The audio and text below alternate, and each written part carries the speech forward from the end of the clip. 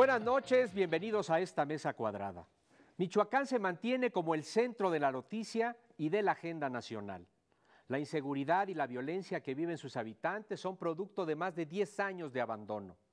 A la descomposición del tejido social se suma el debilitamiento de sus instituciones que han generado una grave crisis de seguridad. En medio de este vacío de poder han surgido las llamadas autodefensas. Ciudadanos que se arman para defenderse o grupos criminales que protegen sus propios intereses. ¿Qué son? Lo cierto es que ante la incapacidad de la autoridad local, el gobierno federal asumió la responsabilidad de garantizar la seguridad de los michoacanos. El objetivo es claro: restablecer el Estado de Derecho para garantizar el desarrollo y el crecimiento económico del Estado y del país. Para analizar la situación que vive Michoacán, como cada semana, doy la bienvenida a esta mesa cuadrada a Verónica Ortiz, a Luis Carlos Ugalde y también a José Ureña. ¿Qué tal? ¿Cómo están? Buenas noches. Hola, buenas noches. Buenas noches. Vero, una situación delicada. Sí, sin duda es una situación muy delicada y además ya no es una crisis de seguridad pública, sino una crisis verdaderamente de gobernabilidad, porque ya estamos ante la incapacidad de ciertos niveles de gobierno, por lo menos claramente de gobiernos municipales y gobiernos estatales, de cumplir la finalidad primaria que tiene todo Estado, que es garantizar la seguridad física de sus habitantes y la seguridad jurídica, es decir, garantizarles en sus personas, en sus bienes, esta seguridad. Y también, digamos, ante ya la falta de cumplimiento de este principio de que sea la autoridad establecida, democráticamente establecida, la que controla o la que tiene el monopolio del uso de la fuerza. Ya claramente eso también se perdió.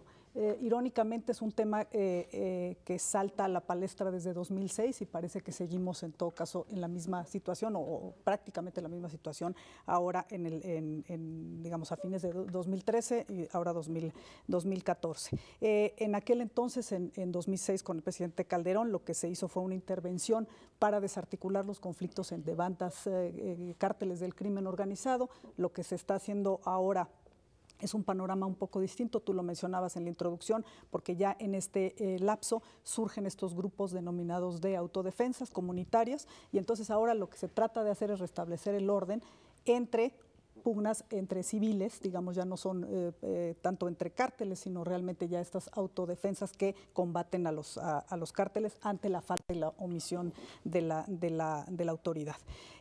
Estos eventos se precipitaron la semana pasada con precisamente un accidente que tuvo el líder más visible de estas autodefensas, el doctor Mireles, con el avance de los grupos de autodefensas, y llegamos a esta semana con dos eventos importantes. Uno es la firma del acuerdo entre el gobierno federal y Michoacán por el cual se establece este respaldo de la autoridad federal. El lunes de la semana pasada. Así es correcto. Y después el que tú seguramente mencionaste y que lo vamos a seguir mencionando es ya la publicación de un decreto por el cual se crea una comisión específica para la seguridad y el desarrollo integral de Michoacán, que tiene pues unas aristas bastante interesantes. Con eso llegamos a esta semana.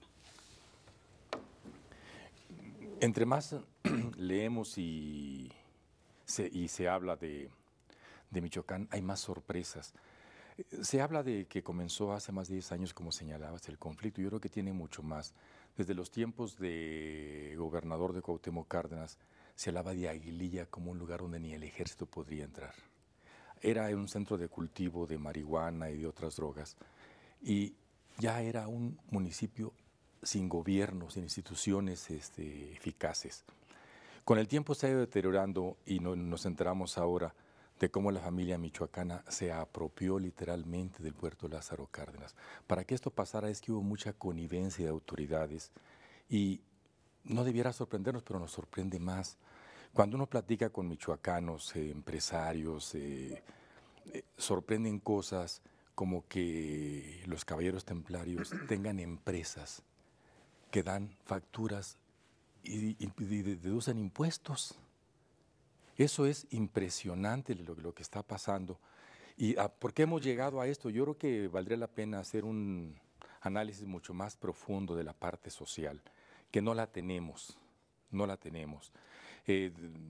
Uno de las radiografías menciona casos como los extorsionadores de los caballeros templarios básicamente, quitan dinero, extorsionan y luego invitan a las fiestas de sus hijos, los 15 años de las hijas, y los extorsionados van con un regalo. ¿Por qué lo hacen, según los que lo padecen? Para que de esa forma se vea que está el pueblo unido y que los mezclen los buenos con los malos. ¿Cuáles son los buenos? ¿Cuáles son los malos? Ya no sabemos. Nos enteramos también de que el líder de las autodefensas, que sale con un afán justiciero, el señor tiene antecedentes penales por narcotráfico, sentenciado con pena purgada. Todo esto hace un cóctel en que no es nada más la parte policíaca, no es nada más lo que vemos o lo que sabemos, como que hay mucho más. Quizá el comisionado encuentre la cuadratura. Luis. La reflexión de Michoacán es la reflexión del fracaso del Estado mexicano para cumplir su función básica que comentaba Verónica, que es generar condiciones de orden, paz y concordia. Sin eso, el Estado no existe y no existe nada. Lo que pasó en Michoacán es que ya se cumplió el ciclo completo del deterioro. En muchos lugares del país hay narcotráfico, hay ejecuciones, hay corrupción de los cuerpos policíacos, lo cual es muy grave.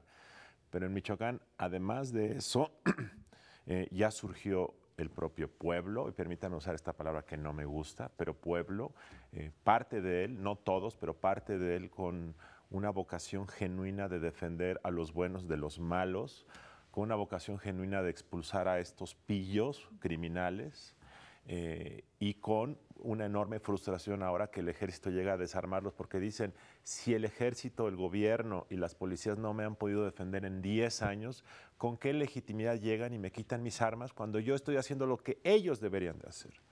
Pero el hecho es que ya se cumplió todo el ciclo de deterioro y además yo creo que lo más grave es que aunque Michoacán se pacificara ahora, el daño al tejido social está hecho y tardará varias generaciones en restaurarse. Y ese es el gran problema, de tal forma que el Estado tiene que resolver esto, porque si no resuelve Michoacán, todo se va a descomponer en muchas regiones del país y yo creo que esta es probablemente una de las últimas oportunidades para poder hacer un punto de inflexión para los próximos años. ¿Cuáles son los buenos? ¿Cuáles son los malos? Nos hemos extraviado en esa parte, tal parece. Los grupos de autodefensa son ciudadanos que buscan realmente protegerse. Los grupos de autodefensa son grupos paramilitares que empresarios aguacateros de Michoacán o limoneros de Jalisco los están financiando. Los grupos de autodefensa son financiados por cárteles para quitarle territorio a otros cárteles. Los grupos de autodefensa están infiltrados por grupos guerrilleros. ¿Qué clase de grupos de autodefensa estamos hablando? Porque es una mezcla muy confusa. Yo no sé con claridad, pero seguramente todo esto que acabas de decir es cierto. Lo que entiendo es que en Michoacán una porción importante de estos grupos de autodefensa sí son efectivamente ciudadanos, financiados por empresarios y agricultores, a veces por vocación propia, y seguramente también habrá algunos que están financiados por narcos y por grupos adversarios. Claro. Vamos a ir, perdón. No, y el problema exactamente es que ya hay una confusión y un peligro y un riesgo, porque esta historia ya se vio, es decir, el origen de la familia michoacana fue en un principio una cosa similar, es decir, defender a los ciudadanos buenos frente a la amenaza y al flagelo de los zetas. Entonces, es decir, esa historia acabó muy mal y pues evidentemente cuando empiezas con una acción que puede tener la justificación, como ustedes dos lo decían, es decir, nadie cuestiona que la gente esté verdaderamente indignada y está tomando la justicia por propia mano. Sin embargo, eso es es una ruta hacia todavía un deterioro mayor. Y ese es el tema central, perdón, Gustavo. Imaginemos que estos grupos de autodefensa en Michoacán son los buenos y que expulsan a todos los malos de Michoacán en los próximos 3 años. El problema es que una vez que los malos se van, los buenos se convierten en malos, porque entonces ahora ¿qué hacemos? No se van a ir a su casa a descansar, entonces se convierten en los nuevos extorsionadores. Hay mucho de qué hablar, vamos a hacer una breve pausa, regresamos rápidamente.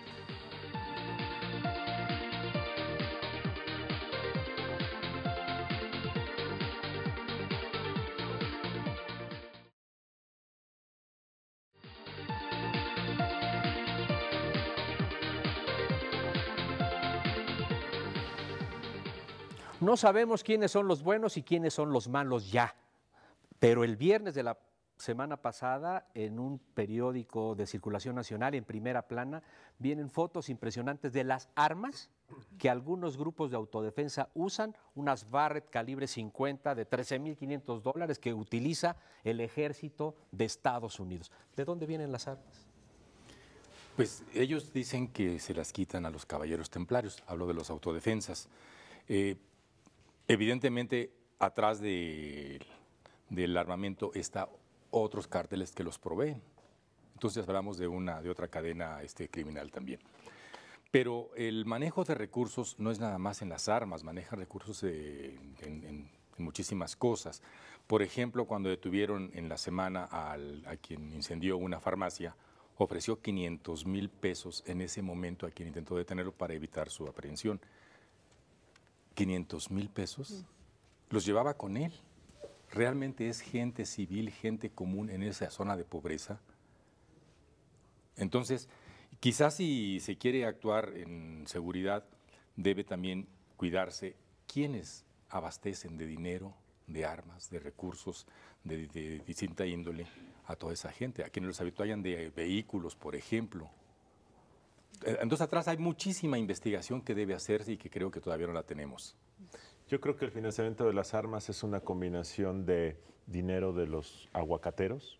Michoacán es un gran exportador de aguacate y de limón, de tal forma que hay mucho dinero. Debe ser también de lo que recogen en casas de seguridad, de los templarios y llegan y se llevan todo.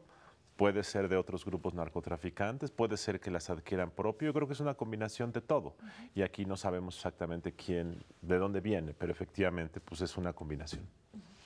Bueno, el caso es que la semana pasada por primera vez vimos la formación pues, de una Comisión de Desarrollo Integral del Estado de Michoacán, Comisión para la Seguridad y el Desarrollo Integral del Estado de Michoacán, algo que desde 1995 no ocurría cuando se formó la Comisión para la Concordia y la Pacificación de Chiapas, la COCOPA.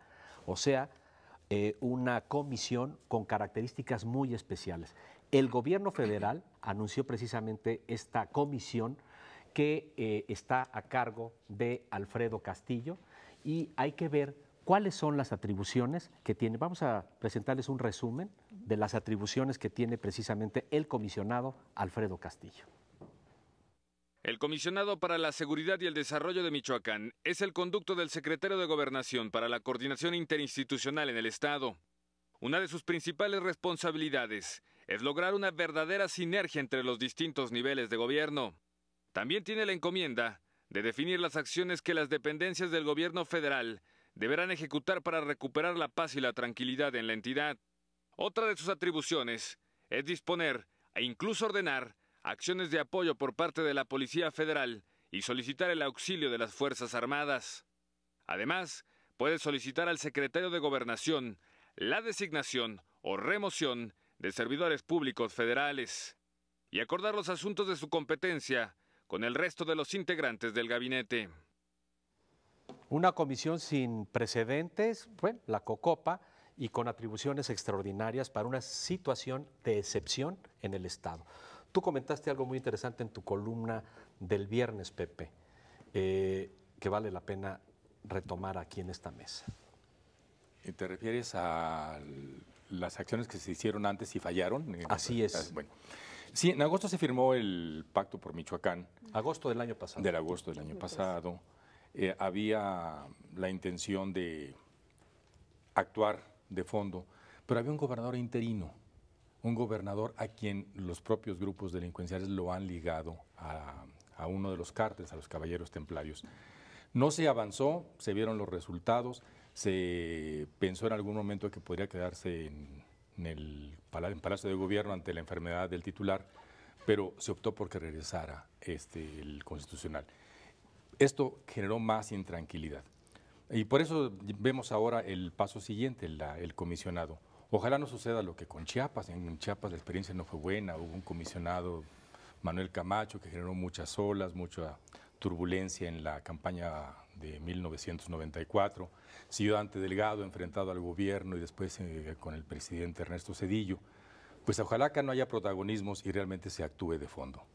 O sea, el gobierno local no cumplió y por eso la semana pasada se puso en marcha el lunes todo este grupo y luego el decreto con el comisionado. Sí, a mí me parece que hay por lo menos dos particularidades interesantes. Uno es el reconocimiento de facto de la debilidad del gobierno local, es decir, esta idea de que había que hacer coordinación más efectiva con el gobierno local, con esta comisión, más bien se está hablando casi de una suplencia más que de una coordinación con el gobierno local por las atribuciones que acabamos de ver enumeradas que se le han dado.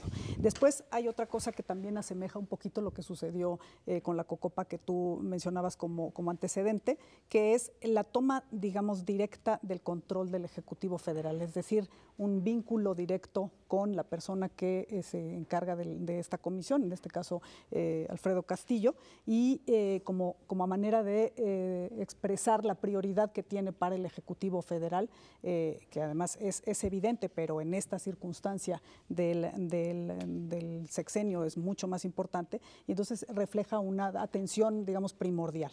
Y yo nada más diría, como dice Pepe, que me parece que se desvirtuó en aquel entonces la Cocopa, precisamente porque había un comisionado que tenía una agenda personal.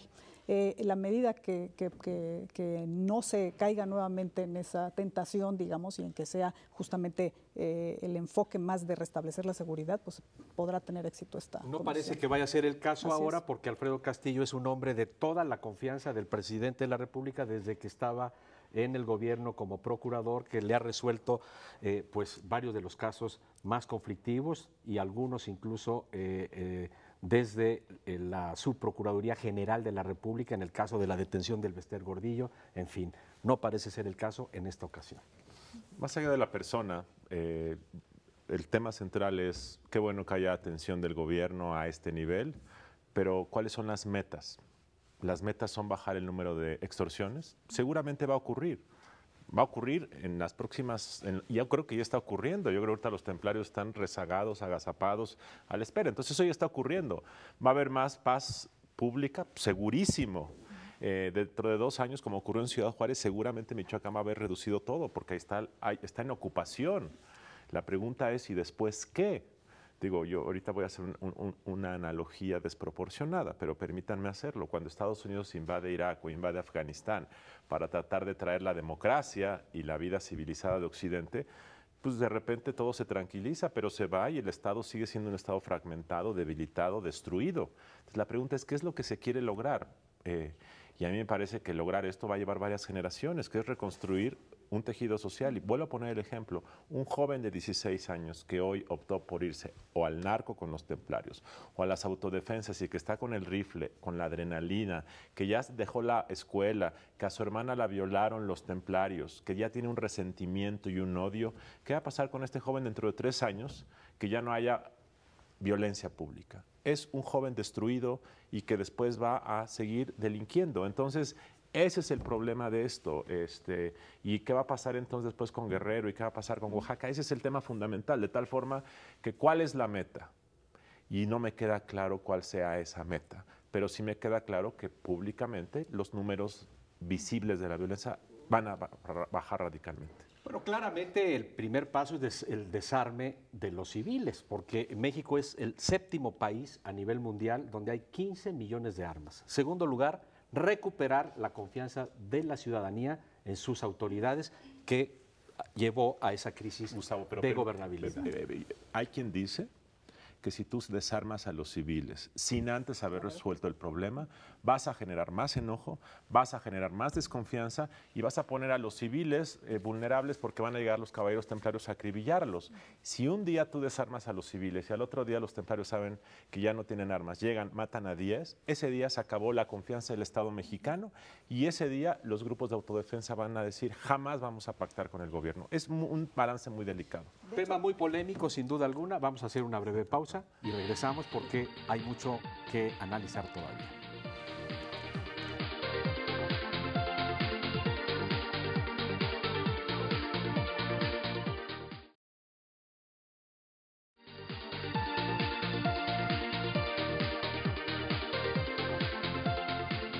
Sin duda un tema interesante, Pepe. Muy interesante.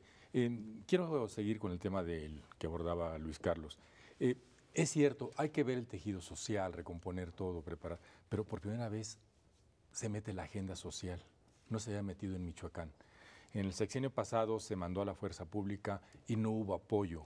Realmente lo dijeron en su momento Leonel Godoy, luego lo dijo Fausto Vallejo. No tenían apoyo, no había inversión, no había programas para la población. Las universidades, no se crearon universidades en Michoacán, se pararon muchísimas obras, unas por la delincuencia, otras porque faltaron los recursos. Creo que este es un primer paso, por lo menos en la intención está.